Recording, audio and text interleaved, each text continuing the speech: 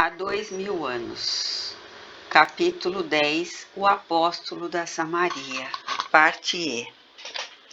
Sulpício e os companheiros invadiram-lhe a casa e o quintal, expulsando-lhe uma velha serva, a palavrões e pedradas. No seu quarto, encontraram as anotações evangélicas e os pergaminhos amarelecidos, além de pequenas lembranças que guardava em memória dos seus afetos mais queridos.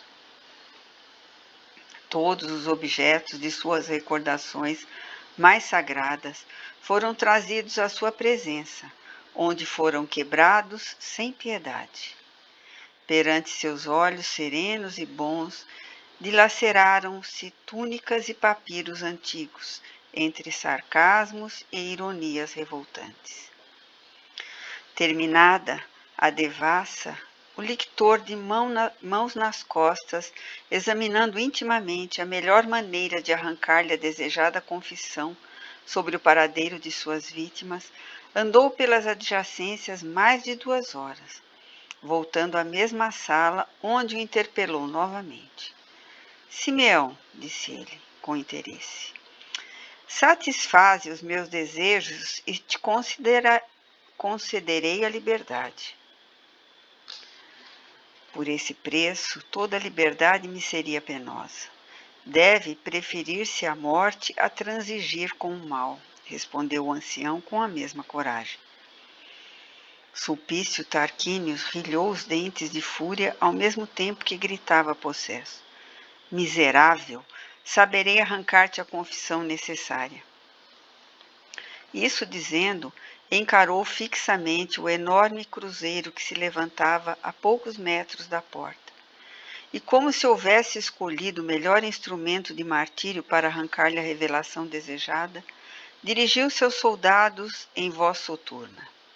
Amarremo-lo à cruz, como o mestre das suas feitiçarias. Recordando-se dos grandes momentos do Calvário, o ancião deixou-se levar sem nenhuma relutância, agradecendo intimamente a Jesus pelo seu aviso providencial a tempo de salvar das mãos do inimigo aquelas que considerava como filhas muito amadas. Num ápice, os soldados amarraram na base do pesado madeiro, sem que a vítima demonstrasse um único gesto de resistência. Avizinhava-se o crepúsculo, e Simeão recordou que, hora antes, sofria o Senhor com mais intensidade em prece ardente. Suplicou ao Pai Celestial ânimo e resignação para o angustioso transe. Lembrou-se dos filhos ausentes, rogando a Jesus que os acolhesse no manto de sua infinita misericórdia. Foi nesse interim que, amarrado à base da cruz pelos braços, pelo tronco e pelas pernas, viu que se aproximavam alguns dos companheiros de suas preces habituais para as reuniões do crepúsculo, os quais foram logo detidos pelos soldados e pelo chefe implacável. Inquiridos quanto ao ancião que ali se encontrava, com o dorso seminu para os tormentos do açoite, todos, sem exceção de um só, alegaram não conhecê-lo.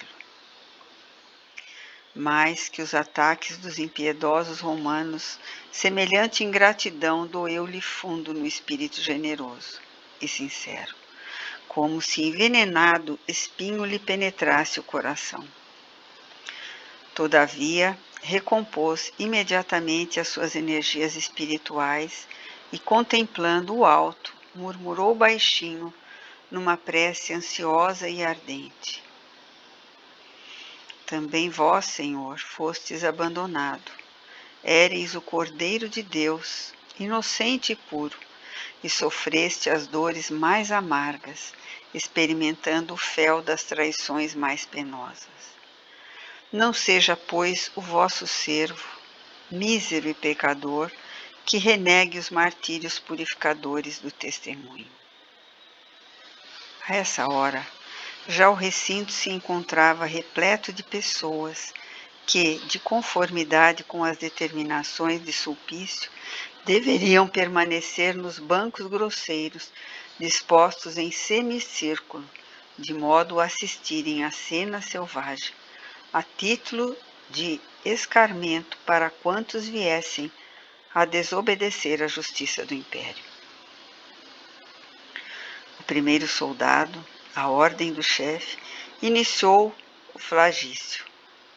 Todavia, da terceira vez que as suas mãos brandiam as extremas tiras de couro, na exandra tortura, sem que o ancião deixasse escapar o mais ligeiro gemido, parou subitamente, exclamando para Tarquínios em voz baixa e tom discreto: Senhor lictor, no alto do madeiro há uma luz que paralisa os meus esforços. Encolarizado, mandou Sulpício que um novo elemento substituísse. Mas o mesmo se repetiu com os seus algozes chamados ao trabalho sinistro. Foi então que, desesperado de ódio incompreensível, tomou Sulpício dos açoites, brandindo-os ele mesmo no corpo da vítima, que se contorcia em sofrimentos angustiosos. Simeão, banhado de suor e sangue, sentia o estalar dos ossos envelhecidos que se quebravam aos pedaços cada vez que o açoite lhe lambia as carnes enfraquecidas.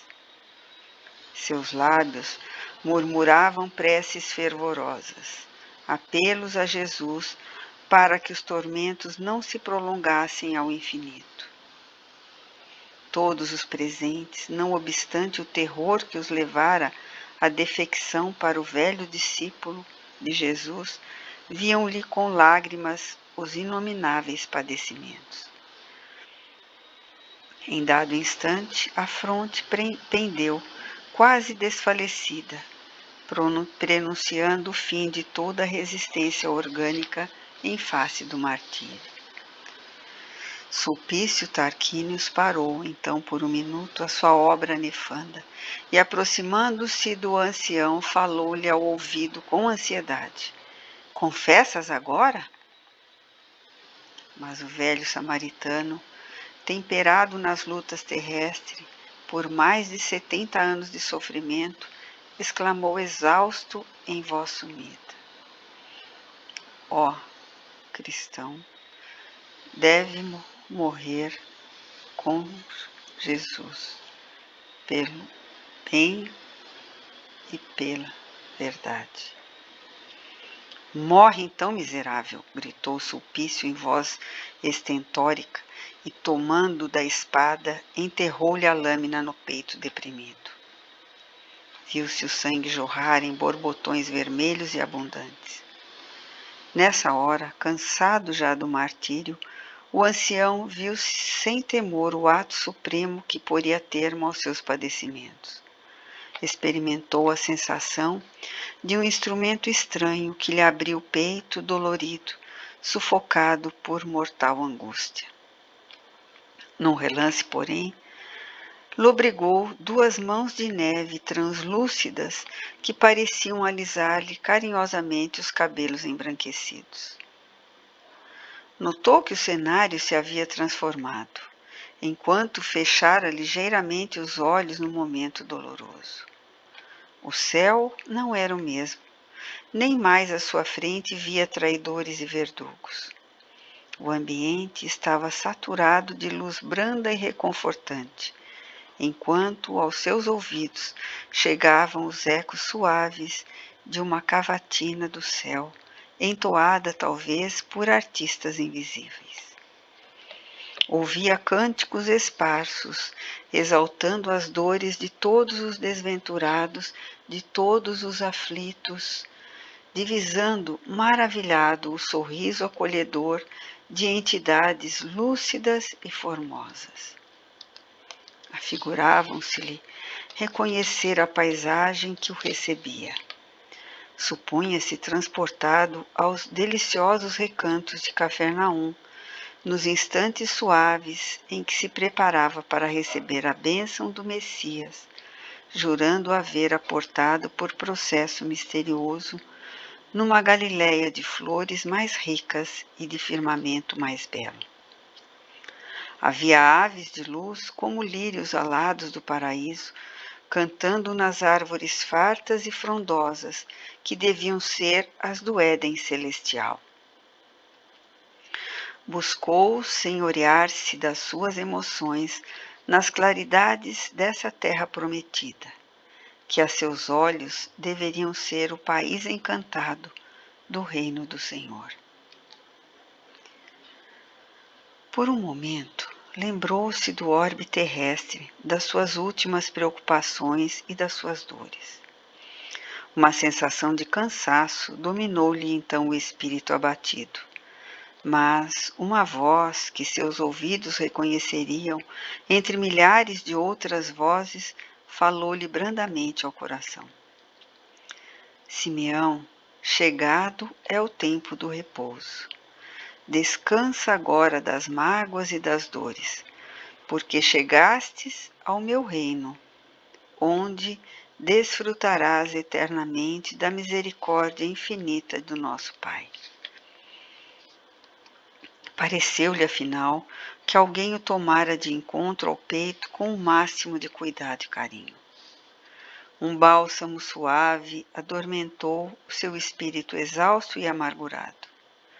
O velho servo de Jesus fechou então os olhos placidamente, acariciado por uma entidade angélica que pousou de leve as mãos translúcidas sobre o seu coração desfalecido.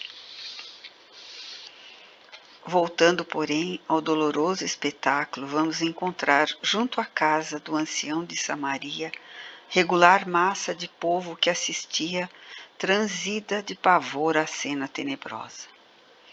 Amarrado ao madeiro, o cadáver do velho Simeão golfava sangue pela enorme ferida aberta no coração.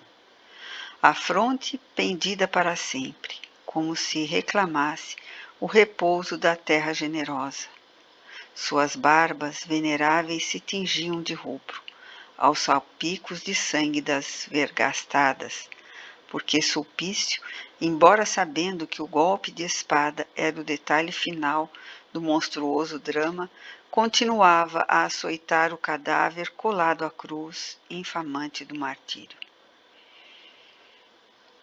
Dir-se-ia que as forças desencadeadas da treva se haviam apoderado completamente do espírito do lictor, que, tomado de fúria epiléptica, intraduzível, vergastava o cadáver sem piedade, numa torrente de impropérios para impressionar a massa popular que o observava estarrecida de assombro. Vede, gritava ele furiosamente, vede como devem morrer os samaritanos velhacos e os feiticeiros assassinos. Velho miserável, leva para os infernos mais esta lembrança. E o açoite caía impiedoso sobre os despojos destroçados da vítima, reduzidos agora a uma pasta sangrenta. Nisso, porém, fosse pela pouca profundidade da base da cruz, que se abalara nos movimentos reiterados e violentos do suplício, ou pela punição das forças poderosas do mundo invisível, viu-se que o enorme madeiro tombava ao solo na vertigem de um relâmpago. Debalde tentou o lector eximir-se à morte horrível, examinando a situação por 1/1000 de minuto, porque o torpe da cruz lhe abateu a cabeça de um só golpe, inutilizando-lhe o primeiro gesto de fuga. Atirado ao chão, com uma rapidez espantosa, Sulpício Tarquínios não teve tempo de dar um gemido. Pela base do crânio esmigalhado escorria a massa encefálica misturada de sangue.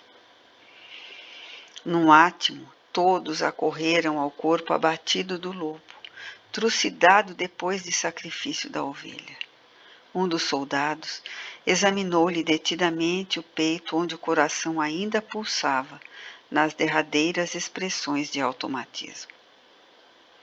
A boca do verdugo estava aberta, não mais para a gritaria blasfematória, mas da garganta avermelhada descia uma espumarada de saliva e sangue, figurando a baba repelente e ignominiosa de um monstro.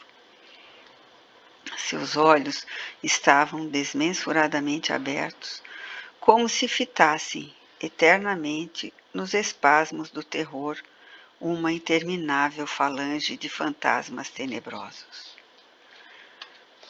Impressionados com o acidente imprevisto no qual adivinhavam a influência da misteriosa luz que haviam lobrigado no topo do cruzeiro, os soldados ignoravam como providenciar naquela conjuntura, igualmente confundidos na onda de espanto e surpresa geral dos primeiros momentos. Foi nesse instante que assomou à porta a figura nobre de Lívia, pálida de amarga perplexidade. Ela e Ana, no interior da cava onde se haviam refugiado, pressentiram o perigo, permanecendo ambas em fervorosas preces, e implorando a piedade de Jesus naquelas horas angustiosas. Aos seus ouvidos chegavam os rumores imprecisos das discussões e do vozerio do povo em altercações ruidosas nos minutos do incidente, encarado por quantos a ele assistiram como castigo do céu. Ambas, aflitas e ansiosas, considerando o adiantado da hora, deliberaram sair, fossem quais fossem as consequências de sua resolução.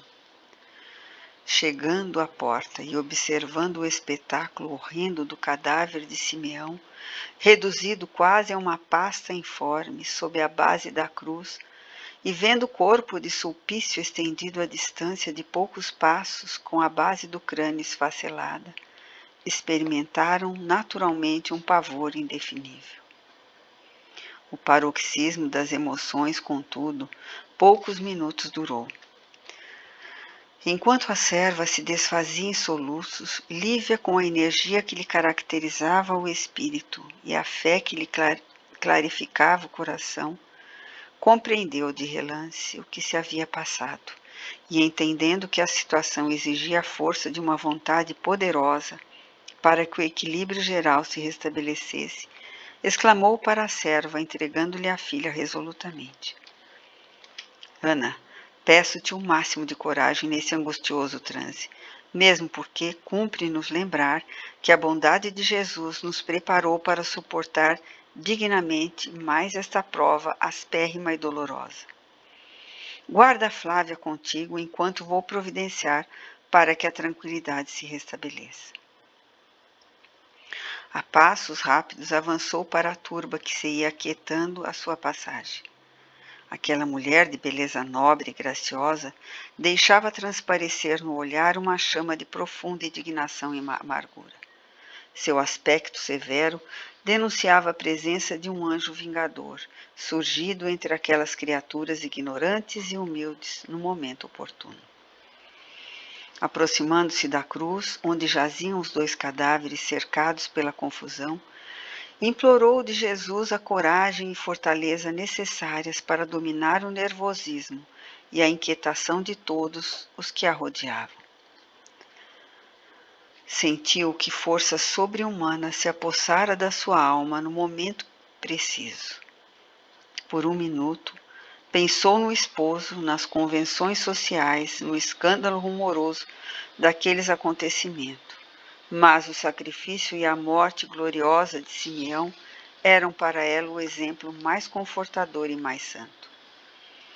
Tudo olvidou para se lembrar de que Jesus pairava acima de todas as coisas transitórias da terra, como o mais alto símbolo de verdade e de amor para a felicidade morredoura de toda a vida.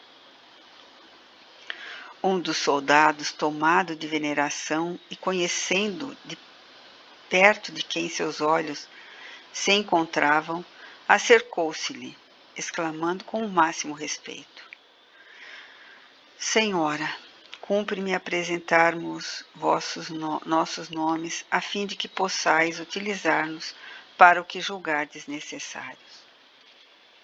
Soldados, exclamou resoluta, não precisais declinar nomes. Agradeço a vossa dedicação espontânea e que poderia ter sido, minutos antes, uma inconsciência criminosa. Lamentando apenas que 6 homens aliados a esta multidão permitissem a consumação deste ato de infâmia e suprema covardia, que a justiça divina acaba de punir perante os vossos olhos. Todos se haviam calado, como por encanto, ao ouvirem essas enérgicas palavras. A massa popular tem essas versatilidades misteriosas.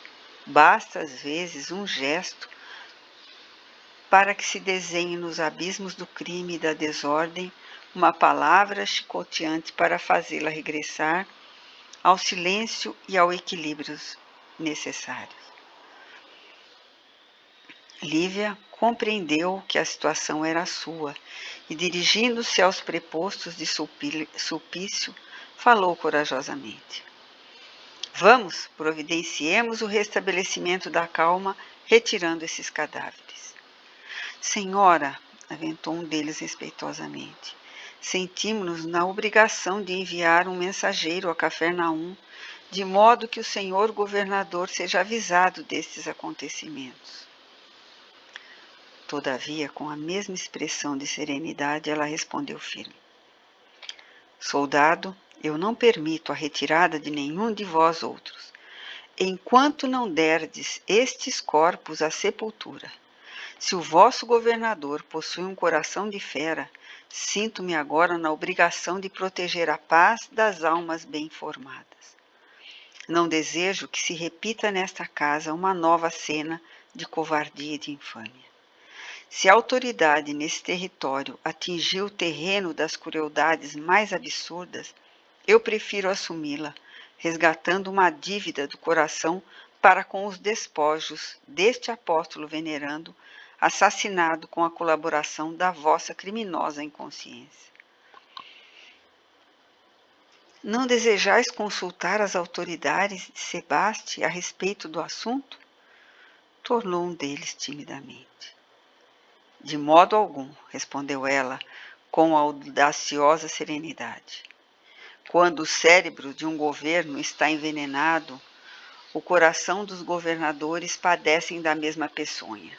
Esperaríamos em vão qualquer providência a favor dos mais humildes e dos mais infelizes, porque a Judéia está sob a tirania de um homem cruel e tenebroso. Ao menos hoje quero afrontar o poder da perversidade, invocando em meu auxílio a misericórdia infinita de Jesus. Silenciaram os soldados romanos em face da sua atitude serena e imperturbável, e, obedecendo-lhe as ordens, colocaram os despojos inertes de Simeão sobre a enorme mesa, enorme e rústicas das preces costumeiras.